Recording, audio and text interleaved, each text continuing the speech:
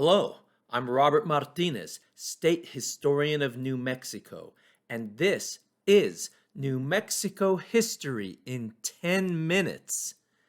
In 1810, the Roman Catholic priest, Father Miguel Hidalgo y Costilla, issued forth his Grito de Dolores, starting the Mexican movement for independence from Spain.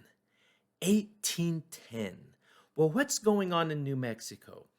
Well, let's remember this is about the time that New Mexico is getting ready to send Pedro Bautista Pino to represent New Mexico at the Spanish Cortes at Cadiz in the next year or two. So New Mexico is still very much part of the colonial Mexican system, connecting us to the rest of the greater Spanish Empire. But all that is coming to an end.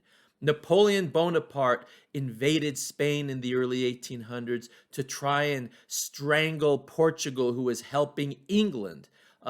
Napoleon wanted to destroy England's economy and control all of Europe. Spain was a stumbling block to that plan.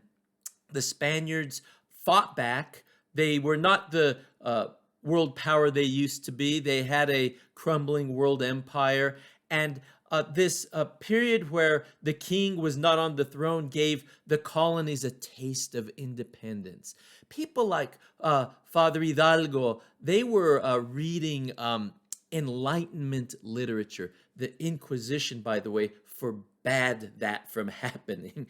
Forbid or forbade, whatever. It was not legal to read the writings of Rousseau, Locke, Hobbes, Voltaire, all these different ideas that were spreading around the world. Obviously, they were definitely an influence on the American Revolution. People like Jefferson and Adams, Washington, they were reading and being influenced. And later, the French Revolution, they were also influenced by these writings. So the Spanish crown and the Spanish church, they did not want their subjects, their flock, to be influenced by these ideas that were thought to be negative and even evil. Well, there were people reading these things. If you want to know what people were doing, study the laws that of what they were not supposed to be doing, whether they were civil laws or religious laws. That just means people were doing those things that they were not supposed to be doing.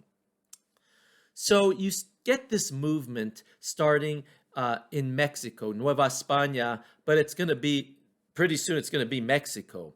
And the reason why is that taste of independence really starts to fuel this idea that Mexico can be her own nation, just like the United States. The United States was a big influence, but it wouldn't happen overnight, we'll see. Father Hidalgo's movement started out as a very kind of disorganized movement with a lot of mestizo people, mixed blood. The lower classes were involved. It got somewhat violent. And ultimately what happens is the Spanish government really cracks down on this movement. They hunt down Father Hidalgo and ultimately they execute him. He is executed, and in a really gruesome way, his head is cut off. He's decapitated, and they put his head on a spike, and they put it on display as a warning. The Spanish send a message to the people of Mexico: don't try this again. Well, Father Hidalgo was not able to co-opt the support of the criollo class, or the upper classes, the people who were of primarily European ancestry, which is what he was. He was not very successful in that area. People with names like Iturbide were not ready to get on board, but there was a lot of different aspects at work that would eventually lead to independence, such as the Bourbons of France, they were now in control of the Spanish Empire, and they were very much micromanagers when it came to government and economics. Under the Habsburgs, if you were a miner, you were mining silver or gold in the New World, in the Americas, you had to pay your tax to the king, to the monarch, but it was kind of a loosey-goosey kind of thing. You'd officially report this amount and you'd officially pay this amount of tax, but you might keep a little extra wealth for yourself on the side. Well, the Bourbons started to really crack down on these sorts of things, which led the ruling classes in Mexico to go, this isn't such a great deal.